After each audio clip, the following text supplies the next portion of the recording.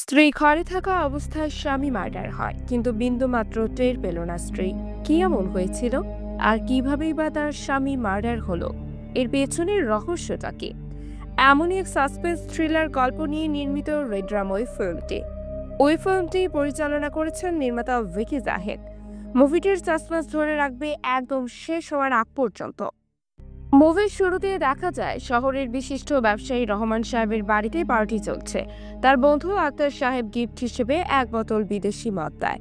এরপর তারা পার্টি থেকে আলাদা হয়ে মদ পান করে। পরে সেদিন রাতে তারা দুজনেই বিষক্রিয়ায় আক্রান্ত হয়ে হাসপাতালে ভর্তি হয়। রহমান সাহেব কোনো রকমে বেঁচে গেলেও আক্তার সাহেব মারা যান। ফরেন্সিক রিপোর্টে পাওয়া যায় মদে বিষের উপস্থিতি ছিল। এই কেসে ইনভেস্টিগেশন করার দায়িত্ব দেওয়া হয় সিআইডি অফিসার রাশেদ চৌধুরীকে। এখানে রাশেদ চৌধুরী নামের চরিত্রে আমরা আফরান নিশোকে দেখতে পাবো। রাশেদ খুবই দক্ষ একজন সিআইডি অফিসার। তাকে সবাই হিউম্যান লাই ডিটেক্টর বলে। রাশেদ মানুষের আচরণ দেখে বলে দিতে পারে সে সত্যি বলছে নাকি মিথ্যে।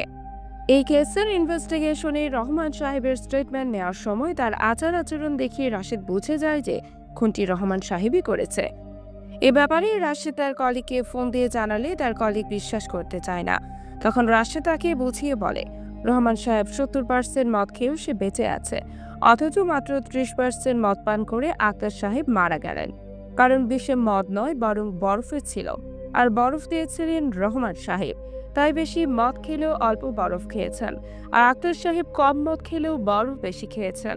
তাই তার শরীরে বিষের প্রভাব বেশি পড়েছে। আর রহমান সাহেব ইচ্ছে করে অল্প পরিমাণ বিষ পান করেছেন, যাতে করে সে অসুস্থ হয়ে যান, আর কেউ যেন তাকে সন্দেহ না করে, আর তিনি যেন বেঁচেও থাকেন। পরবর্তীতে জানা যায় ব্যবসায় কিছু ঝামেলার জন্য সে তার বন্ধুকে খুন করেছেন। রাশেদ শুধু রহমান সাহেবের বডি ল্যাঙ্গুয়েজ দেখে এত বড় একটা কেসের রহস্যের জট খুলে ফেলেছে। এরপর আমরা নীলাকে দেখতে পাই। নীলা চরিত্রে অভিনয় করেছেন মেহজাবিন চৌধুরী। এখান থেকে সিনেমার মূল ঘটনা শুরু হয়। নীলার স্বপ্ন দেখছে একজন মুখোশ পরা ব্যক্তি তাকে তাড়া করছে। নীলা প্রেগনেন্ট, আর সে পালাতে থাকে, কিন্তু শেষ পর্যন্ত সে ব্যক্তি ধারালো ছুরি দিয়ে নীলার পেটে আঘাত করে। আর তখনই ঘুম ভাঙে নীলার। নীলা সত্যিই প্রেগনেন্ট। সে তার হাজব্যান্ড সোহেলের সাথে গাড়ি করে হসপিটালে যাচ্ছিল। হসপিটালে যাওয়ার পর নীলার চেক আপ করে ডক্টর জানায় নীলার বেবির হার্টবিট এসেছে। তখন আমরা তাদের বেশ খুশি দেখতে পাই। সোহেল একজন নামকরা গায়ক এবং মিউজিশিয়ান। এরপর সিন শিফট হয়। আমরা রাশেদকে দেখি সে তার গার্লফ্রেন্ড লুবনার রেকর্ড করা ভিডিও দেখছিল। এই ভিডিওটি লুবনার সুইসাইড করার আগের ভিডিও। এর পরবর্তী দৃশ্যে আমরা নীলার বাবাকে দেখতে পাই।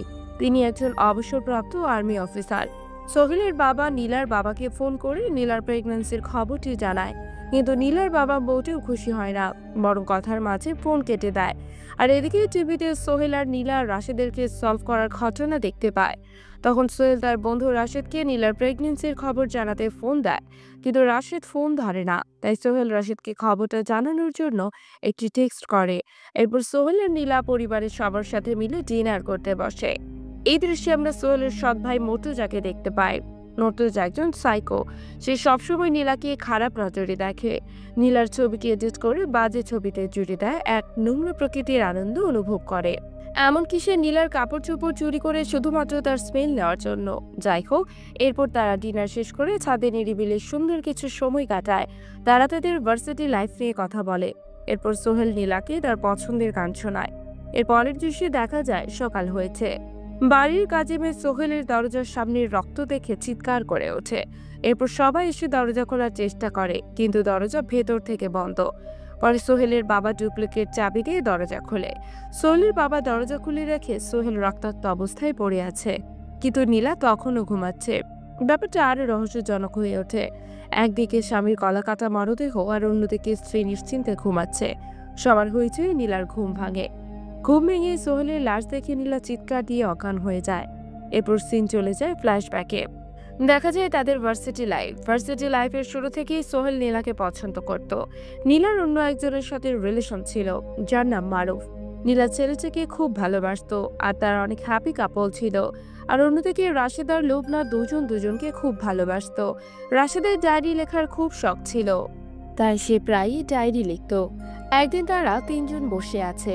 তখন সোহেল লুবনাকে একটি লাইটার দেখায় আর বলে, এটা খুব ইউনিক, এটা এক পিসই আছে, তাও আবার আমার কাছে। এই লাইটারটি উল্লেখ করার একটি কারণ আছে, যেটা আপনারা মুভির শেষের দিকে বুঝতে পারবেন। সেই সময় দেখা যায় নীলা আর মারুফের মধ্যে কথা কাটাকাটি হচ্ছে, আর এক পর্যায়ে মারুফকে চড় দিয়ে নীলা সেখান থেকে চলে যায়। রাশিদ ক্যাম্পাসের জন্য অন্য ছেলেদের জিজ্ঞেস করলে মারুফের ভাইরাল হওয়া ভিডিওটি দেখায়।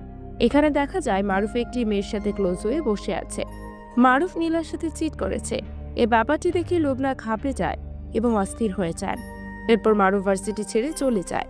তার কিছুদিন পর ভার্সিটি প্রিন্সিপালের নির্দেশে নীলা আর সোহেল গ্রুপ পারফরমেন্স করবে, কেননা নীলা খুব ভালো ডান্স করত আর সোহেল ছিল মিউজিশিয়ান।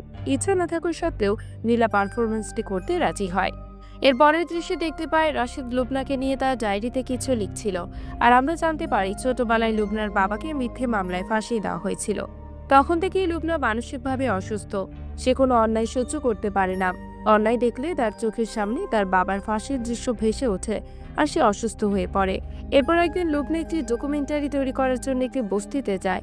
সেখানে গিয়ে সে দুজন লোককে দেখে যারা বস্তির একজন লোককে জোরপূর্বক তুলে নিয়ে যাচ্ছে। এটা দেখে লুবনা মানসিকভাবে ভেঙে পড়ে আর সুইসাইড করতে যায়। কিন্তু এর মধ্যেই তার মা চলে আসে আর তাকে বাঁচিয়ে নেয়। তার বাবার সাথে অন্যায়ের জন্য সে এমন ডিপ্রেশনে থাকে। এ নিয়ে সে 3 বার আত্মহত্যার চেষ্টা করেছে। এসব মানসিক যন্ত্রণা রাশিদের আর সহ্য হয় না। সে সবসময় চেষ্টা করে কিভাবে লুবনাকে একটু ভালো রাখা যায়। অন্যদিকে ভার্সিটির প্রতিযোগিতায় সোহেল আর নীলা অংশ নিয়ে তাদের মধ্যে প্রেমের সম্পর্ক গড়ে ওঠে। একদিন নীলা সোহেলকে বলে, আমার বেলি ডান্স শেখার খুব শখ, কিন্তু বেলি ডান্সের উপর লেখা একটি বই আমি খুব খুঁজেছি কিন্তু পাচ্ছি না।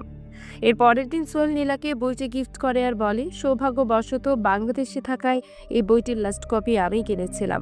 আশা করি খুব তাড়াতাড়ি তোমার বেলি ডান্স দেখতে পাবো। বইটি পেয়ে নীলা খুব খুশি হয়, আর এভাবেই তাদের ভালোবাসার গল্প শুরু হয়। এরপর তারা বিয়েও করে। সোহেল আর নীলার অ্যানিভার্সারিতে লুবনা তাদের দুজনকে একই রকম দুটো লকেট গিফট করে, যেখানে তাদের অ্যানিভার্সারি ডেট লেখা ছিল। এরপর আমরা দেখি মুভিটি চরম একটা টুইস্ট। মারুফের যে ভিডিওটি ভাইরাল হয়েছিল সেটি মূলত রাশিদের প্ল্যান ছিল। রাশিদ ভার্সিটির জুনিয়র বিথিকে পড়াশোনার জন্য মারুফের কাছে পাঠায়, আর তখন বিথি তাদের দুজনের জন্য কফি আনে। মারুফের কফিতে রাশিদ কিছু একটা মিশিয়ে দেয়, যার কারণে মারুফ জ্ঞান শূন্য হয়ে পড়ে। আর তাদের ক্লোজ হওয়ার দৃশ্যটি রাশিদ ভিডিও করে নেয়। সেটা করেছিল সোহেলের জন্য। বন্ধু একটি মেয়েকে ভালোবেসে কষ্ট পাচ্ছে এটা সে মানতে পারেনি, তাই তাদের ব্রেকআপ করার জন্য রাশিদ এই প্ল্যানটি করে। সোহেল প্রথমে রাজি না হলেও পরে সে রাজি হয়ে যায়, আর এই ঘটনা লুবনা কোনোভাবে জেনে যায়। মারুফের সাথে অন্যায় করায় লুবনা রেগে যায় আর বলে, মারুফের মতো নির্দোষ ছেলের সাথে কেন তারা অন্যায় করলো। নীলা আর মারুফ দুজন দুজনকে খুব ভালোবাসতো, কেন তাদের সম্পর্কটা নষ্ট করলো। এসব বলে লুবনা নীলাকে সব বলে দিতে যায়। তখন সোহেল বলে, আমার কোনো দোষ নেই, এসবের পেছনে রাশিদ দায়ী। আমি শুধু রাশিদের কথা মতো সবকিছু করেছি। সে কান্না করে বলে, আমি নীলাকে খুব ভালোবাসি, আর নীলাও এখন আমাকে অনেক ভালোবাসে। আমি চাই না নীলা আবার আমাকে ছেড়ে দূরে চলে যাক। পরে নীলাকে না বলার জন্য সোহেল লুবনাকে অনেক রিকোয়েস্ট করে। এরপর লুবনা রাশিদকে ফোন দিয়ে জানতে পারে যে এসবের পেছনে রাশিদের হাত ছিল। লুবনা রাশিদকে বলে, আমার বিশ্বাস ছিল তুমি একদিন অন্যায় প্রতিবাদ করবে, আর এখন তুমি নিজেই একজন অপরাধী। এরপর লুবনা সোহেলকে ঘর থেকে বের করে দেয়, আর নিজের ভালোবাসার মানুষটি এত বড় অন্যায় করেছে জানতে পেরে সে অনেক ভেঙে পড়ে। লুবনার চোখে বারবার তার বাবার ফাঁসির দৃশ্য ভেসে উঠছিল, আর সেই দিনই লুবনা আত্মহত্যা করে। এরপর আমরা সোহেল আর রাশিদকে লুবনার কবরের সামনে দেখি। সোহেল বলে, আমি যদি জানতাম লুবনা এমন কিছু করবে তাহলে সেদিন সেখান থেকে আমি আর আসতাম না। তখন সে রাশিদকে জিজ্ঞেস করে, তুই নীলাকে বলে দিবি না তো যে এসব আমার প্ল্যান? তখন আমরা মুভির আরেকটি টুইস্ট জানতে পারি। এতক্ষণ আমরা জানতাম এসব রাশিদের প্ল্যান ছিল, কিন্তু প্ল্যানটা ছিল সোহেলের। সোহেলের কথা অনুযায়ী রাশিদ এইসব কাজ করেছে। যাই হোক, ওই সময় সোহেলের এমন স্বার্থপরের মতো প্রশ্ন করাতে রাশিদ সোহেলের গালে চড় মারে। সেদিনের পর থেকে রাশিদ সোহেল আর নীলার সাথে কোনো সম্পর্কই রাখেনি। এরপরের দৃশ্য বর্তমানে চলে আসে। সোহেলের কেসের ইনভেস্টিগেশনের দায়িত্ব রাশিদ নিজেই নেয়। সোহেলের পোস্টমর্টেম করার পর জানা যায় খুব ছোট আর ধারালো ছুরি দিয়ে তার গলা কাটা হয়েছে, আর গলা কাটার আগে তাকে অজ্ঞান করা হয়েছিল। এরপর তার ডেড বডি বাসায় আনা হয়। সোহেল যেহেতু একজন সেলিব্রিটি, তাই তার বাসার সামনে অনেক সাংবাদিক ভিড় করে। সোহেলের লাশ ভেতরে নেওয়ার সময় নীলা গেটের সামনে দাঁড়িয়েছিল। নীলার পাশ দিয়ে সোহেলের লাশ নিয়ে যাওয়া হচ্ছে, কিন্তু নীলা একবারও সেদিকে ফিরেও তাকায় না। সে সময় নীলার বাবা সেখানে আসে আর তার বাবাকে জড়িয়ে ধরে সে কান্না করতে থাকে। তার বাবা তখন তাকে সান্ত্বনা না দিয়ে তাকে বলে, আমি আগে থেকে জানতাম ও ভালো ছেলে না। এমন সময় তার বাবার কাছ থেকে এই কথা শুনে নীলা বেশ কষ্ট পায়। সোহেলের মৃত্যুর পর সবাই কষ্ট পেলেও তার ভাইয়ের মুখে কোনো কষ্টের ছাপ দেখা যায় না। সে তারপরও ভাইয়ের ছবির জায়গায় নিজের ছবি লাগিয়ে এক অসুস্থ আনন্দ অনুভব করে। এরপর রাশেদকে দেখা যায় সে ডায়েরিতে লিখছিল অনেকদিন ধরে সে সোহেল আর নীলার থেকে দূরত্ব বজায় রেখে চলছিল। এরপরের দৃশ্যে দেখা যায় রাশেদ নীলার সাথে দেখা করতে যায়। নীলা তার বাবার বাসায় চলে এসেছে। তখন রাশেদ বলে, লুকনো চলে গেছে আর এখন সোহেল চলে গেল, বাকি রইলাম তুমি আর আমি। তখন নীলা বলে, যারা চলে যায় তারাই বেঁচে যায়, মুক্ত হয়ে যায়, কারণ সময়ের কারাগারে শুধুমাত্র জীবিত মানুষদেরই আটকে থাকতে হয়। এরপর রাশেদ বলে, তোমার অফিসিয়াল স্টেটমেন্ট নেওয়া হবে, কিন্তু তারপর অফ দ্য রেকর্ড তোমরা কাউকে সন্দেহ করো? তুমি কি সেদিন রাতে কিছুই টের পাওনি? তখন নীলা বলে, পুরো ব্যাপারটাই আমার কাছে দুঃস্বপ্নের মতো, আমি শুধু অপেক্ষায় আছি কখনই দুঃস্বপ্ন ভাঙবে। এর পরের দৃশ্যে আমরা দেখতে পাই একটা টিভি চ্যানেলে এই টক শোতে সোহেলের মৃত্যু নিয়ে আলোচনা হচ্ছে।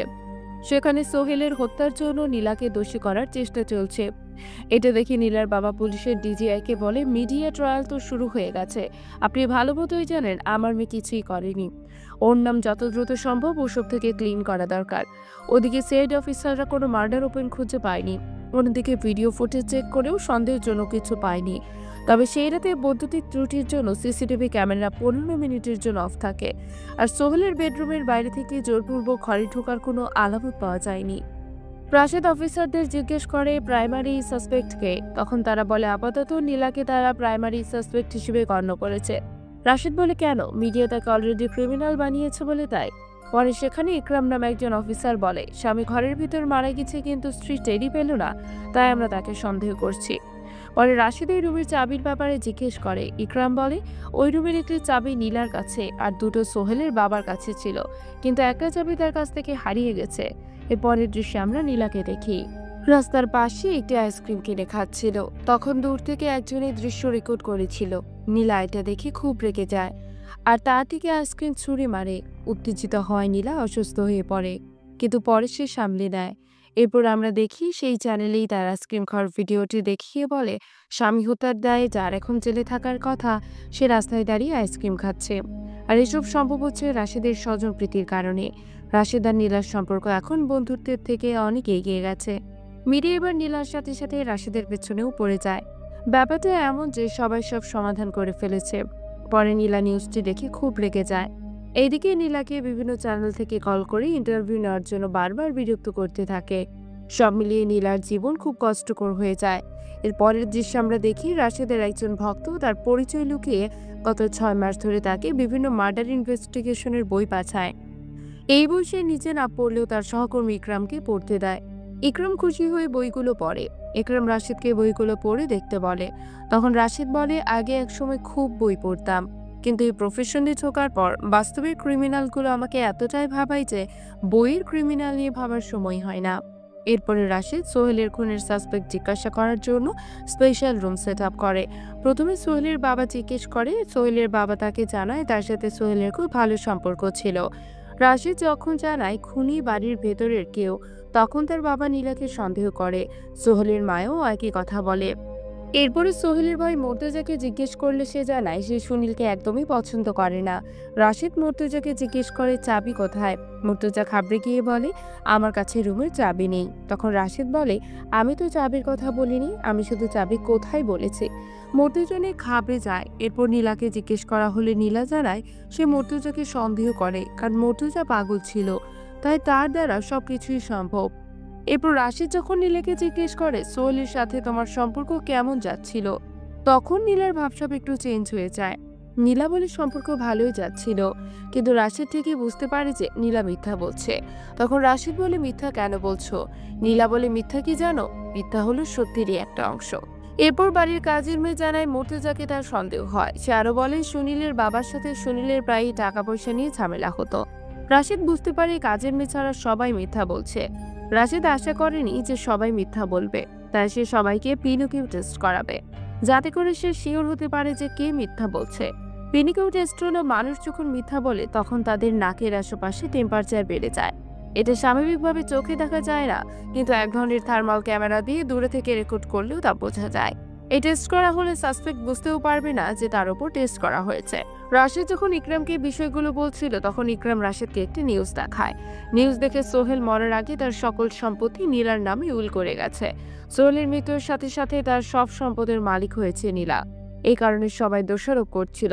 এসব দেখে নীলা ওই চ্যানেলে ফোন দেয় আর ইন্টারভিউ দিতে রাজি হয়। এরপর রাশেদ আবার তাদের পিনোকিউ টেস্টের মাধ্যমে দেখছিল কাজের মেয়ে বাদে সবাই মিথ্যা বলছিল। তবে সবাই যে খুনের ব্যাপারে মিথ্যা বলছিল এমনটা নয়, এক একজনের মিথ্যা এক এক রকম। এর পরের সিনে আমরা দেখি নীলার বাবা নীলাকে বলছে, সোহেলের বাচ্চা তোর পেটে না থাকলে তোকে আমি আবার বিয়ে দিতাম। তখন নীলা বলে, আমাকে জোর করে বিয়ে দেওয়ার ইচ্ছে এখনো যায়নি তোমার? তখন নীলার বাবা বলে, নিজের ইচ্ছে মতো বিয়ে করে কি পেয়েছিস? নীলা আসলে সোহেলকে পালিয়ে বিয়ে করেছিল, তাই তার বাবার এত রাগ। নীলার বাবা আরো বলে, আমি কখনো চিন্তাও করিনি তুই আমাকে এত কষ্ট দিবি। যখন তোর নিজের সন্তান তোকে কষ্ট দেবে তখন বুঝবি নিজের সন্তানের কষ্ট কতটা লাগে। এসব কথা ভেবে নীলা রাতে খুব কান্না করে। এর পরের দিন নীলা সেই শোতে যায়। শোয়ের হোস্ট তাকে জিজ্ঞেস করে, আপনি কি আপনার স্বামীর মৃত্যুর সাথে জড়িত? তখন নীলা বলে, আমি আমার স্বামীর মৃত্যুর সাথে জড়িত থাকলেও অবশ্যই লাইভে এসে বলবো না তা। পরে হোস্ট তাকে উল্টা পাল্টা অনেক প্রশ্ন করে। নীলা বলে, আমি এখানে এসব প্রশ্নের উত্তর দিতে আসিনি, এসেছি অন্য একটি কাজ করতে। এটা বলে নীলা তার পায়ের স্যান্ডেল খুলে হোস্টকে মারতে শুরু করে। নীলার ওই শোতে যাওয়াই মেন উদ্দেশ্যই ছিল এটা। পরে শো থেকে নীলা আরো কিছু ভিডিও দেখায়। সেখানে দেখা যায় রিসেন্টলি একজন র্যান্ডম ইউটিউবার শ্রীমঙ্গলের একটি ভিডিও আপলোড করেছে, যেখানে নীলা আর তার এক্স বয়ফ্রেন্ডকে দেখায়। রাতের বেলায় একটি হোটেলে দেখা যায়। সোহেলের ফ্যানরা ভিডিওর এই অংশটুকু কেটে ভাইরাল করে দেয়। এই ভিডিওটি ভাইরাল হওয়ার পর সবাই ধরে নেয় পরকীয়ার জেরে সোহেলের খুন হয়েছে। এতে নীলার অ্যারেস্ট ওয়ারেন্ট হয়ে যায়। তখন রাশেদ পুরো টিম নিয়ে নীলাকে অ্যারেস্ট করতে যায়। তখন নীলা বলে, আমি খুন করিনি, আমার বাচ্চার জন্য হলেও আমাকে বিশ্বাস করো, আমি খুন করিনি। ঠিক তখনই রাশেদের ফোন আসে। ফোন এসে জানতে পারে মজনু নামে একজন ব্যক্তি থানায় এসে সোহেলের মৃত্যু সে করেছে বলে স্টেটমেন্ট দিয়েছে, যার কারণে নীলাকে সেখানে ছেড়ে দিয়ে স্টেশনে ফিরে আসতে হয়। মজনু বলে, সেদিন যখন সিসিটিভি ক্যামেরা 15 মিনিটের জন্য বন্ধ হয়েছিল তখন আমি সেই বাসায় চুরি করতে যাই। সোহেল আমাকে দেখে ফেলে, তাই আমি তাকে মেরে কিছু চুরি না করে সেখান থেকে পালিয়ে এসেছি। রাশেদ জানে সে মিথ্যা বলছে, তবুও স্টেটমেন্ট দেওয়ার কারণে তার আর কিছুই করার নেই। এরপর আমরা দেখি রাশেদ গাড়ি চালিয়ে যখন বাসায় যাচ্ছিল তখন লুবনার কথা ভেবে সে কান্না করতে থাকে। আর মনোযোগ অন্যদিকে যাওয়ার কারণে সে দুর্ঘটনার শিকার হয়। এর ফলে সে কোমায় চলে যায়। রাশেদ কোমায় থাকলেও ইকরাম হাত গুটিয়ে বসেছিল না। সে শুরু থেকেই নীলাকে সন্দেহ করত, তাই সে নীলার সাথে কথা বলতে যায়। ইকরাম নীলাকে রাশেদের দুর্ঘটনার ব্যাপারে জানায়। নীলা বলে তার আমেরিকার ফ্লাইটের সময় হয়ে গেছে, নয়তো সে রাশেদকে দেখতে যেত। নীলা তাকে তারা দেখিয়ে যেতে যাচ্ছিল। ঠিক তখনই ইকরাম নীলার গলা থেকে লকেটটা টান দেয়। এরপর লকেটের ভেতর থেকে একটি ব্লেডের টুকরো বের করে এখন নীলার কাছে মার্ডার এভিডেন্স পাওয়া গেছে, তাই তাকে অ্যারেস্ট করা হয়। এরপর আমরা জানতে পারি মজনুকে নীলার বাবাই টাকা দিয়ে খুনের দায় নিজের ঘাড়ে নিতে বলে। এরপরে ব্লেন্ডে নীলার ফিঙ্গারপ্রিন্ট আর সোহেলের ব্লাড স্যাম্পল পাওয়া যায়। কোর্টে প্রমাণ হয় সোহেলকে নীলাই মার্ডার করেছে। তার আদেশ হয় বাচ্চা জন্ম দেওয়ার পরে নীলার ফাঁসি হবে। নীলা শেষ সময় পর্যন্ত বলছিল সে খুন করেনি, কিন্তু সব প্রমাণ তো তার বিপক্ষে। এরপর আসে আরো একটি টুইস্ট। জিজ্ঞাসাবাদের পরে জানতে পারি নীলার পেটে মারুফের সন্তান। মারুফকে খুনের সহযোগী হিসেবে দোষী সাব্যস্ত করা হয়, কিন্তু দেশের বাইরে থাকায় পুলিশ তাকে অ্যারেস্ট করতে পারে না। সফলতার সাথে কেস সলভ করায় সবাই ইকরামের অনেক প্রশংসা করতে থাকে। ইকরাম এমন একটি কেস সলভ করতে পেরে নিজেও অনেক খুশি ছিল। কিছুদিন পর জেলের হাসপাতালে নীলার সন্তান জন্ম নেয়। এদিকে রাশিদেরও জ্ঞান ফিরে আসে। রাশিদ ইকরামের কাছে জানতে চায় মার্ডারের এভিডেন্সে যে লকেটের ভিতর আছে সেটা কি করে জানলো। ইকরাম জানায় এই ক্লুটা সে রাশিদের ভক্তের পাঠানো বই থেকে পেয়েছে। রাশিদ বলে ভক্ত গত 4 মাস ধরে কোনো বই পাঠায় না, আর ইউটিউব চ্যানেলে কোনো ভিডিও আপলোড করে না। এই স্ক্যান্ডালের ভিডিওটি ছিল চ্যানেলের লাস্ট ভিডিও। আর কেউ নীলাকে ফাঁসানোর জন্য বই পাঠিয়ে ক্লু বলে দিচ্ছিল। ইকরামা বুঝতে পারে নীলাকে অ্যারেস্ট করে সে অনেক বড় অপরাধ করে ফেলেছে। এদিকে বাচ্চা জন্ম দেওয়ার পর নীলার কাছ থেকে তার বাচ্চা নিয়ে নেওয়া হয়। নীলা জেলের ভিতরে নিজের মৃত্যুর জন্য অপেক্ষা করতে থাকে। তখন রাশেদ আসে নীলার সাথে দেখা করতে। নীলা বলে, তুমি আর সোহেল মিলে আমার সাথে এত বড় অন্যায়টা না করলে হয়তো আমার জীবন আজ অন্যরকম হতো। লুবনা মারা যাওয়ার পরও তুমি আমাকে বলনি। এখন মনে হচ্ছে লুবনার থেকে সোহেলই তোমার কাছে বড়। যাই হোক, সারা দেশের মানুষ চাচ্ছিল আমার শাস্তি হোক, তাই হচ্ছে। তখন রাশেদ বলে, কারো চাওয়া পাওয়া কি এই শক্তিটা বদলে দিতে পারে? নীলা বলে, মানুষের কাছে যখন মিথ্যেটাই পছন্দ তখন সত্যিটার গুরুত্ব পায় না। পরে রাশেদ নীলাকে জিজ্ঞেস করে, নীলা, তুমি কি সোহেলকে খুন করেছো? নীলা বলে, তুমি না হিউম্যান লাই ডিটেক্টর, উত্তরটা তো তোমার কাছেই থাকার কথা। তখন রাশেদ মারুফের ব্যাপারে সবকিছু জানতে চায়। নীলা বলে, বছর খানিক আগে বিথি আমার কাছে এসে সব সত্যি বলে দেয়। বিথি তাকে বলেছে রাশেদের কথায় আর টাকার জন্য সে তাদের সম্পর্ক নষ্ট করেছে। এইটা শুনে নীলার জীবন উলটপালট হয়ে যায়। তখন থেকে নীলা সোহেলকে ঘৃণা করতে শুরু করে। এরপর নীলা মারুফকে খুঁজে বের করে তার কাছে ক্ষমা চায়। মারুফ নীলাকে ভুলতে পারেনি বলে বিয়েও করেনি। তারা আবার সম্পর্কে জড়িয়ে যায়।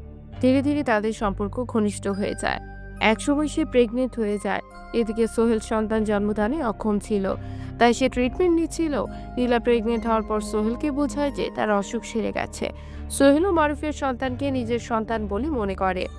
নীলার প্ল্যান ছিল সন্তান জন্ম দেওয়ার পরপরই তারা বিদেশ চলে যাবে, কিন্তু মারুফ ছাড়াই সবকিছু ঠিকঠাক করতে তার আরো 1 বছর সময় লাগবে। তাই মারুফ সোহেলকে সত্যিটা জানাতে মানা করে দেয়। যদি রাগের মাথায় বাচ্চার কোনো ক্ষতি করে তাহলে সেটা তারা সহ্য করতে পারবে না। পরে এই সিন সেখানে কাট হয়। এরপর আমরা দেখি রাশেদ ডিটেকটিভদের জন্য তৈরি করা ব্লাইন্ড স্পট নিয়ে একটি ভিডিও।